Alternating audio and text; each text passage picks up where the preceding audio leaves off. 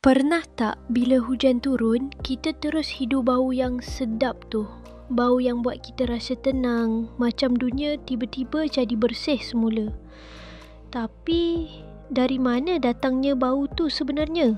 Adakah dari air hujan tu sendiri atau dari tanah yang disiram? Jom kita bongkar rahsia bau hujan yang selama ni kita suka tanpa kita sedar kenapa.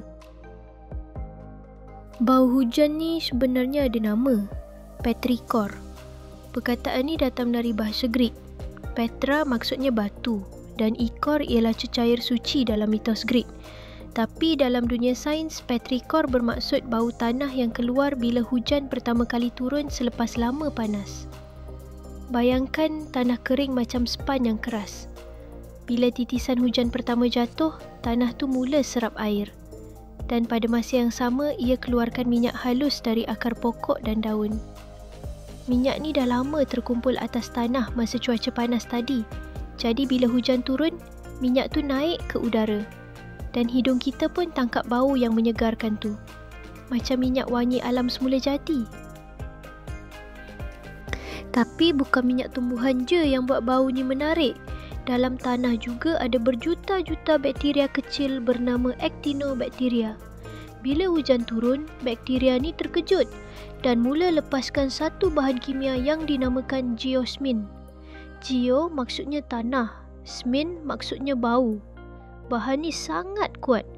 Kalau setitik geosmin masuk dalam kolam besar, manusia masih boleh hidu bau tanah tu.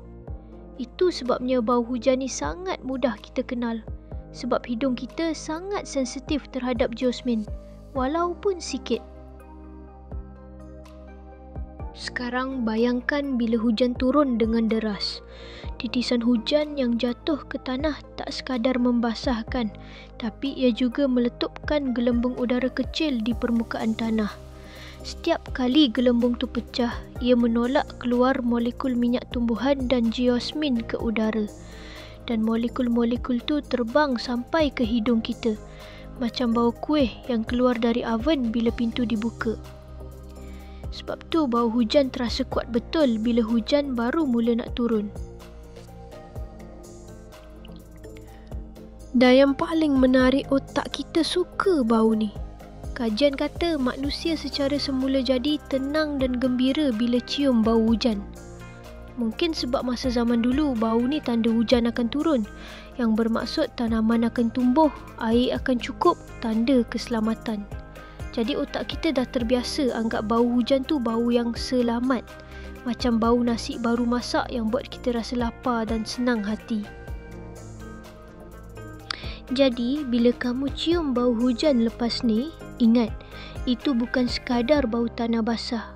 Itu gabungan antara minyak tumbuhan, bakteria baik dan udara bersih yang bekerjasama hasilkan aroma paling menenangkan di dunia.